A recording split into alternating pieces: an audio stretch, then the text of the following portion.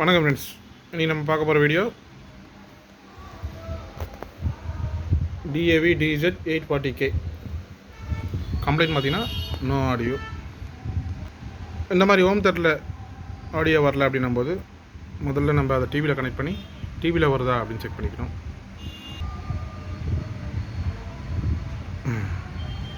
இப்போது இதில் சவுண்டு கம்மி பண்ணிக்கலாம், ஸ்பீக்கர் எதுவும் கொடுக்கல, இருந்தாலும் வால்யூம் ஜீரோ பண்ணிக்கலாம்.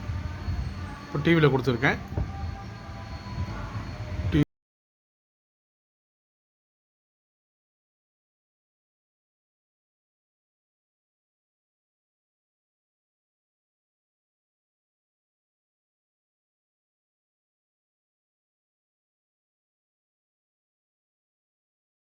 இப்போ இது எப்படி நம்ம செக் பண்ணலாம்?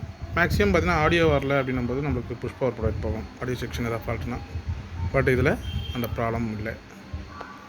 இப்போது இதில் சவுண்டு வைப்போம். ஸ்பீக்கர் ஒரே ஸ்பீக்கர் கொடுத்துருக்கேன். ஹோம் தேட்டருடைய வால்யூம் இன்க்ரீஸ் பண்ணுறோம். No response.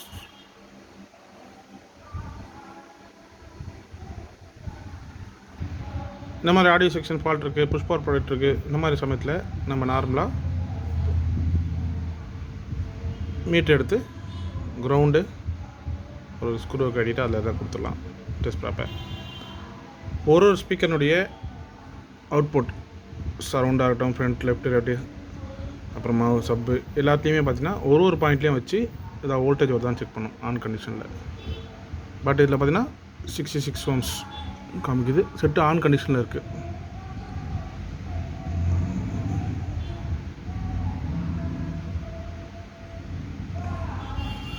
ஸோ இது செக் பண்ணோம்னா எல்லாத்தையுமே அப்படி தான் இருக்கும். ஸோ பிளைண்டாக 67. இப்போ ஸ்பீக்கரும் கொடுத்துருக்கேன். ஸ்பீக்கர் கொடுத்துரு சாக்கெட்டில் அதுலேயும் அதே தான். இப்போது வால்யூம் 13 இருக்குது.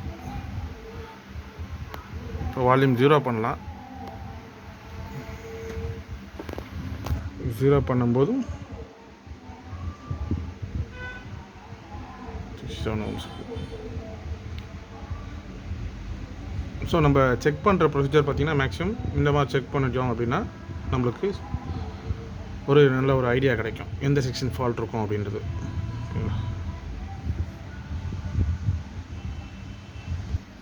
இப்போ செட்டை கட்டிட்டு அடுத்து செக் பண்ணுவோம்.